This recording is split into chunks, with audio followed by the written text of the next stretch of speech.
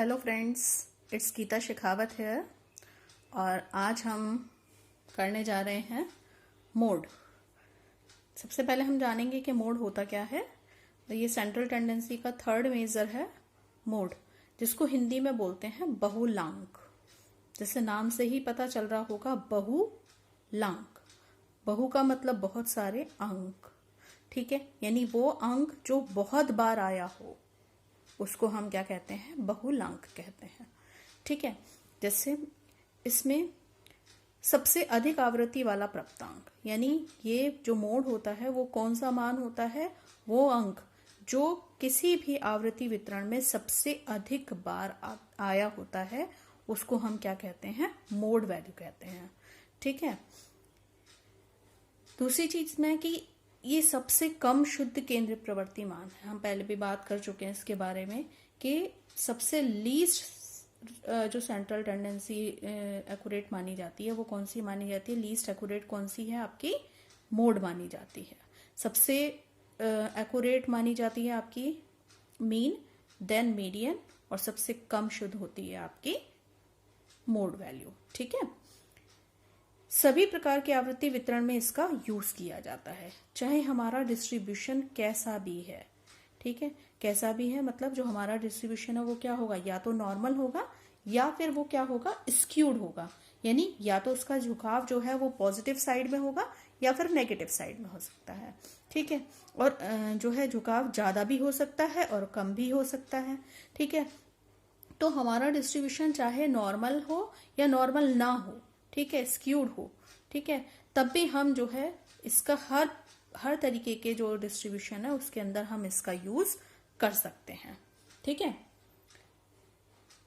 Next इसमें कि एक समूह में एक से अधिक बहुलांक, अगर हमारा जो डिस्ट्रीब्यूशन हमें दिया हुआ है, ठीक है, यानी किसी भी पर्टिकुलर ग्रुप का अगर हमारे को डाटा दिया हुआ है तो ये जरूरी नहीं है कि उसके अंदर जैसे मीन की वैल्यू होती है वो एक होती है, मीडियन की वैल्यू एक होती है, लेकिन मोड की वैल्यू जो है वो एक ग्रुप के अंदर एक भी हो सकती है और एक से ज्यादा भी हो सकती है, ठीक है। यानी more than one model value in a group, ठीक है। एक ग्रुप में जो है वो एक से ज्यादा वैल्यू जो है वो हो सकती हैं।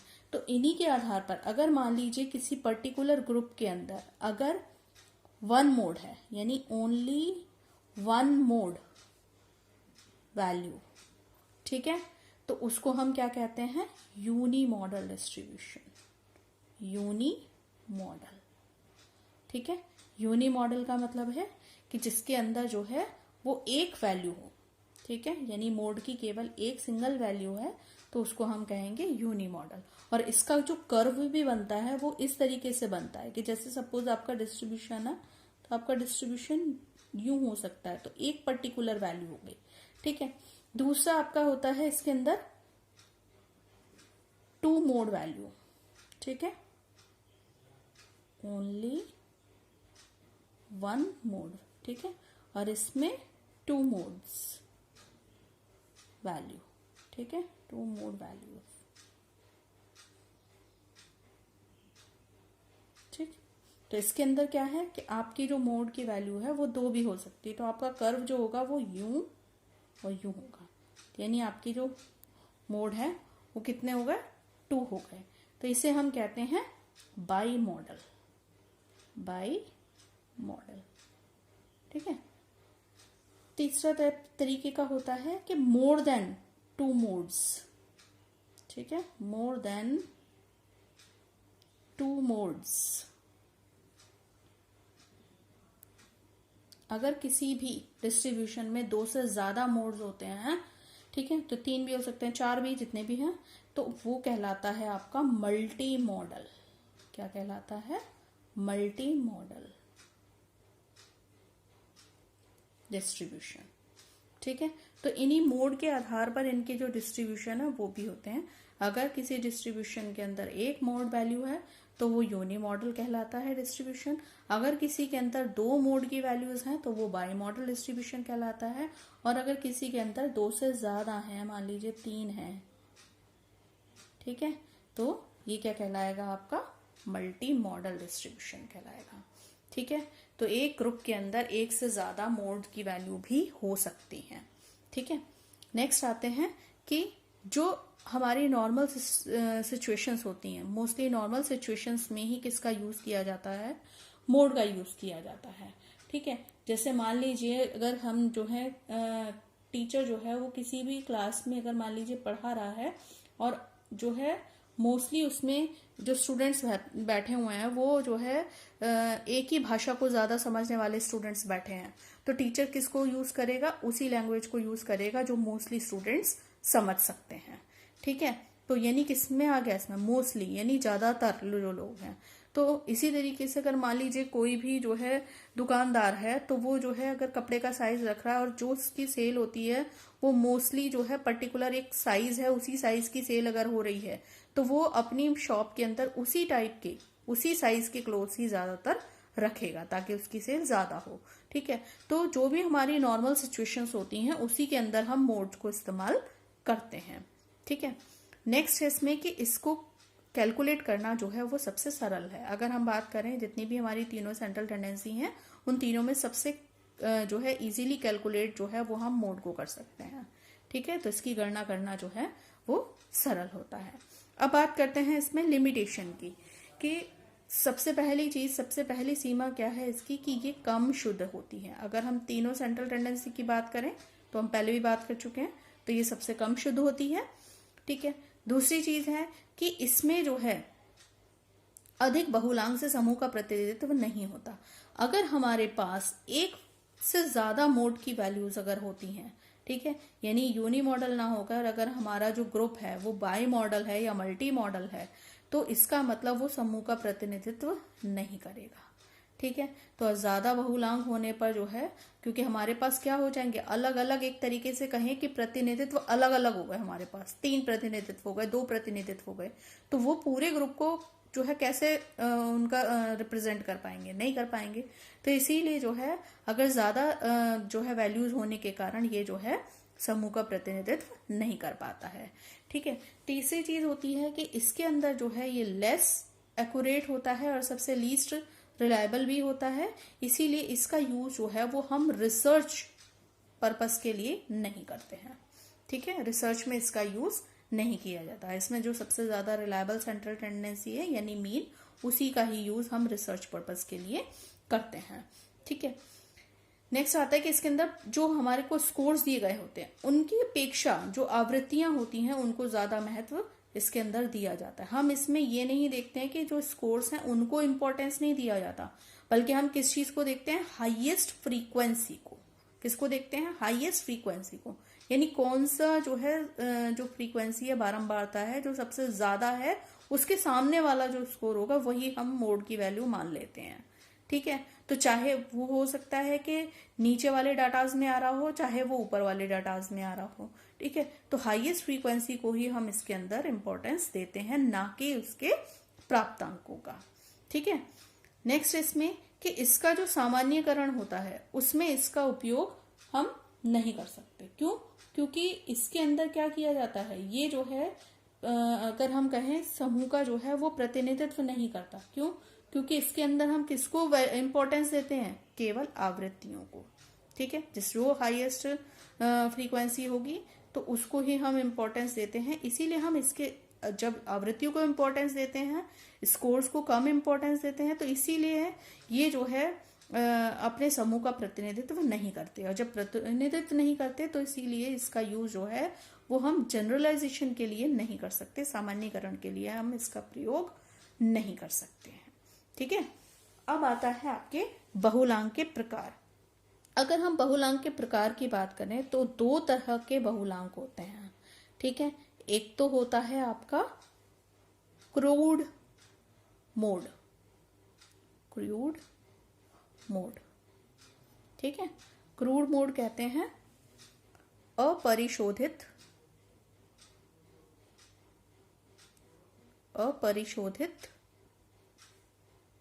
बहुलांक। ठीक है, अपरिशोधित बहुलांक। और दूसरा होता है ट्रू मोड। ठीक है, ट्रू मोड यानी वास्तविक बहुलांक।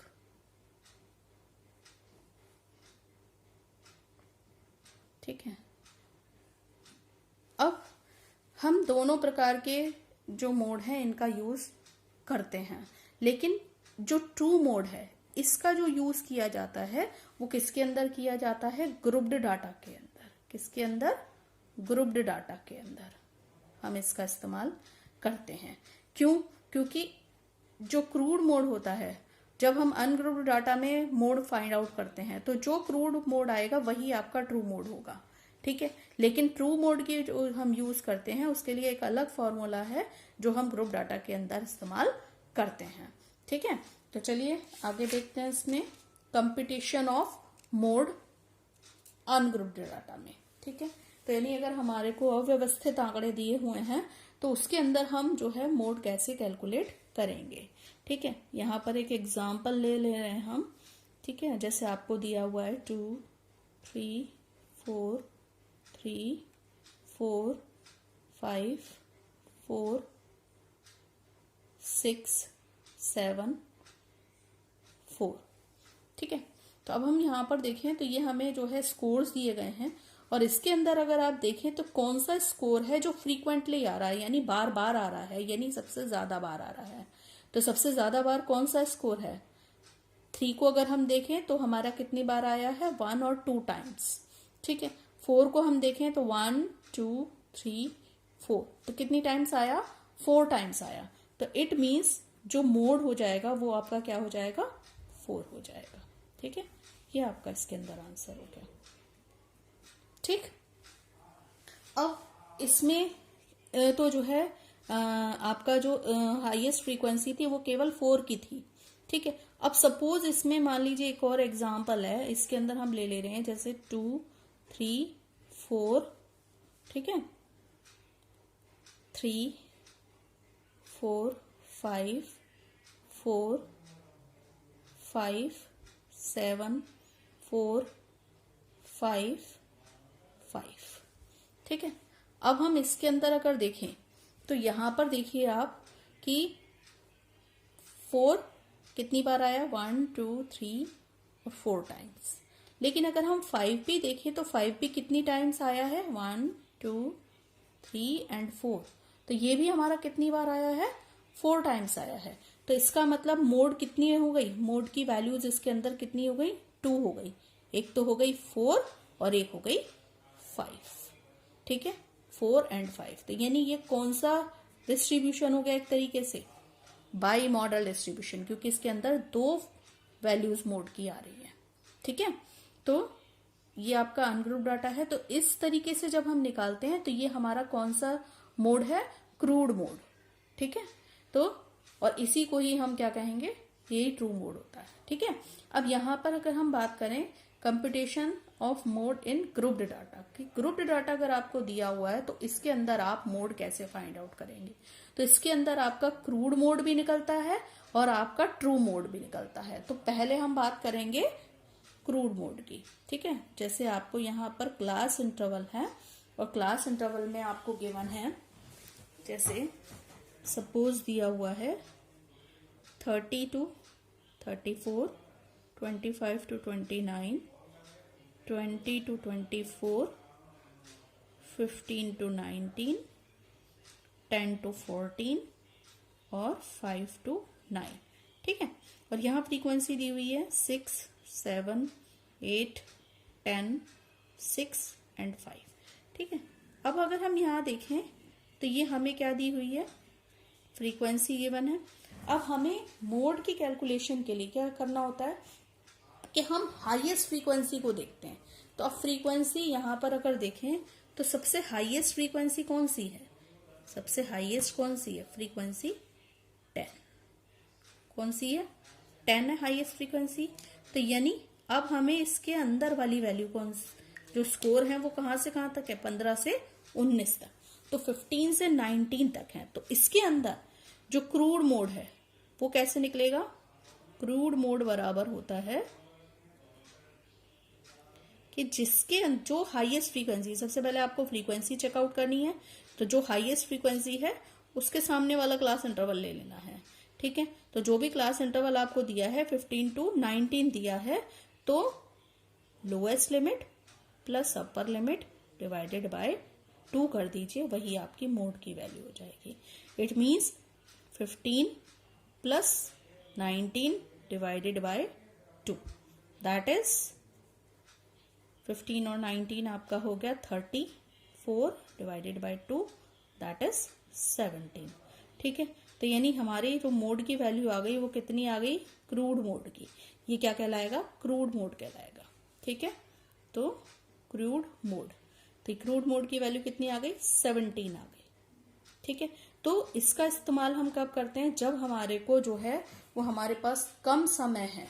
ठीक है, तो कम समय अगर हमारे पास है तब हम क्रूड मोड निकाल लेते हैं, लेकिन अदरवाइज अगर हमें जो है बिल्कुल वास्तविक मोड चाहिए तो वो निकालने के लिए हमें एक फॉर्मूले का यूज करना होता है। और ये जो फॉर्मूला होता है ये किसके लिए कैलकुलेट करने के लिए हम इस्तेमाल करते हैं, ट्रू मोड। ठीक है, तो ट्रू मोड के लिए जो फॉर्मूला है वो क्या है, मोड बराबर होता है एल यानी लोअर लिमिट प्लस, इसको कहते हैं जो छोटा सा जो ट्रायंगल बन रहा है इसको बोला जाता है डेल्टा। तो डेल्टा 1 अपॉन में डेल्टा 1 प्लस डेल्टा 2 और ब्रैकेट के बाहर इनटू आई। ठीक है, मल्टीप्लाई करना है आई से, i is the size of class interval.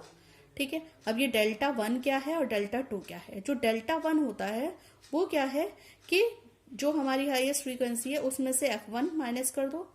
ठीक है, यानी पहले वाली फ्रीक्वेंसी लेस करो, और डेल्टा 2 के लिए जो है वो फ्रीक्वेंसी में से, एक्चुअल फ्रीक्वेंसी में से f2 माइनस करो।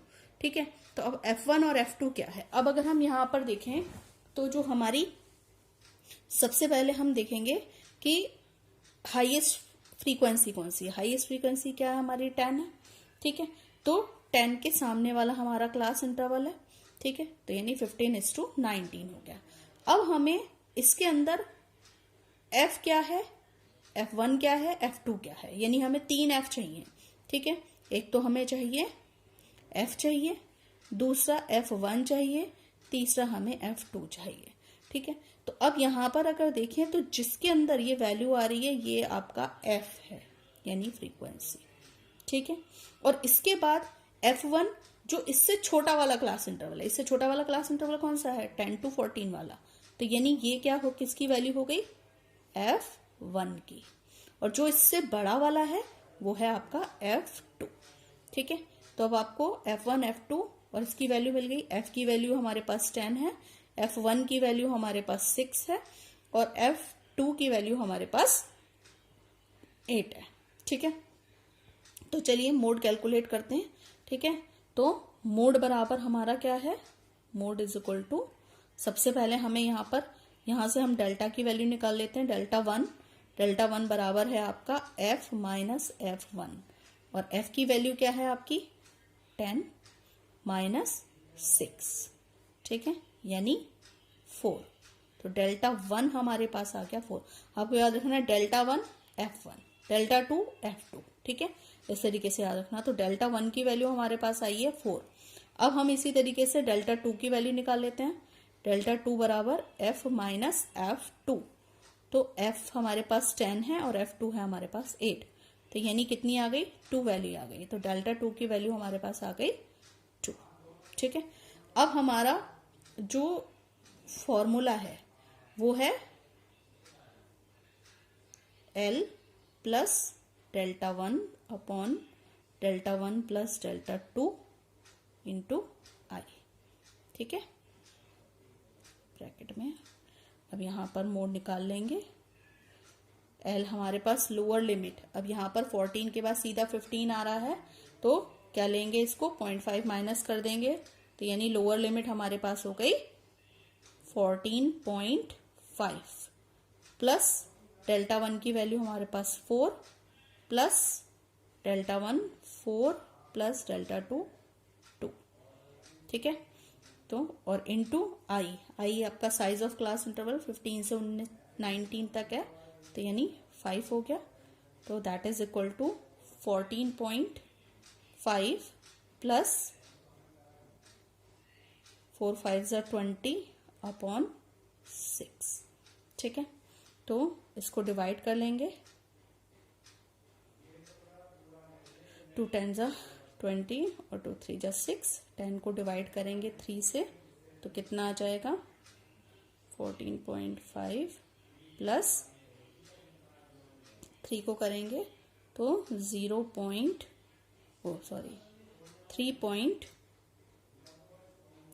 3.33।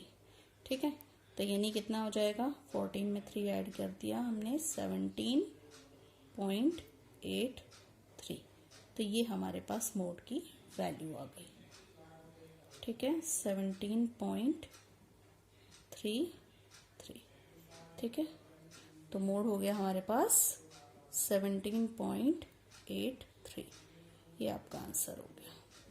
ठीक है, तो इस तरीके से हमें जो है वो मोड को कैलकुलेट करना होता है, चाहे आपका अनग्रुप्ड हो चाहे आपका ग्रुप्ड डाटा हो। होप कि आपको वीडियो अच्छा लगा होगा। अपने कमेंट्स मुझे ज़रूर लिखकर बताएं। अगर अगली क्लास में मैं जो है नया टॉपिक शुरू करूंगी। Thank you, have a nice day.